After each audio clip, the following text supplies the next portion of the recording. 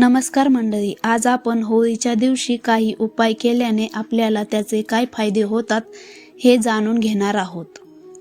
Video आवडला तर चॅनलला लाईक करा, सबस्क्राईब करा। चला तर मग व्हिडिओला सुरुवात करूयात। होळीचा सण म्हणजे वाईटावर चांगल्याचा विजय। या दिवशी होलिका दहनाच्या अग्नीला अनन्यसाधारण महत्त्व असते। शास्त्रानुसार या अग्नीत काही विशिष्ट गोष्टी अर्पण केल्यास तुमच्या जीवनातील अनेक समस्या क्षणात भस्म होऊ शकतात। यंदा 2 मार्च रोजी होलिका दहन आहे। त्यानिमित्ताने खालील गोष्टी अग्नीत आवर्जून टाका।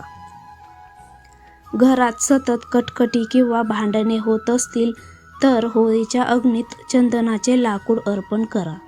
चंदनाच्या सुगंधाने आणि त्यांच्या प्रभावाने घरातील वातावरणात शांतता येते आणि घरातील क्लेश दूर होण्यास मदत होते।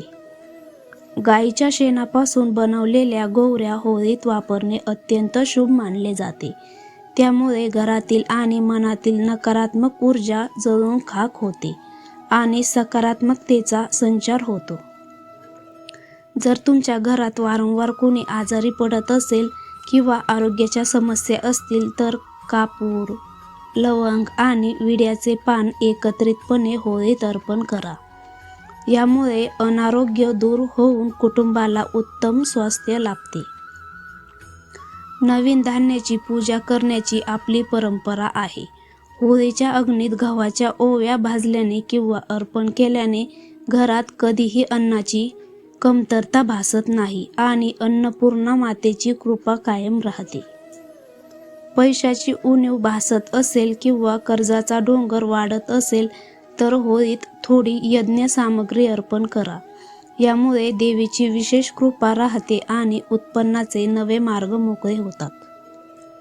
वास्तुदोष, नजरदोष किंवा कुंडलीतील ग्रह दोषांमुळे कामात अडथळे येत असतील तर काळे तीळ हातात घेऊन अग्नीत टाका। यामुळे अनेक प्रकारचे दोष आणि बाधा दूर होतात। एका नारळाला तूप लावून ते होळीच्या अग्नीत अर्पण केल्यास मनातील मरगळ आणि नकारात्मकता दूर होते। ज्यांना नोकरी किंवा व्यवसायात प्रगती हवी आहे त्यांच्यासाठी हा उपाय अत्यंत प्रभावी मानला जातो। होळीच्या अग्नीत पुरणपोळी अर्पण केल्याने घरातील पितृदोष आणि ग्रहदोषांची तीव्रता कमी होऊन समृद्धी येते।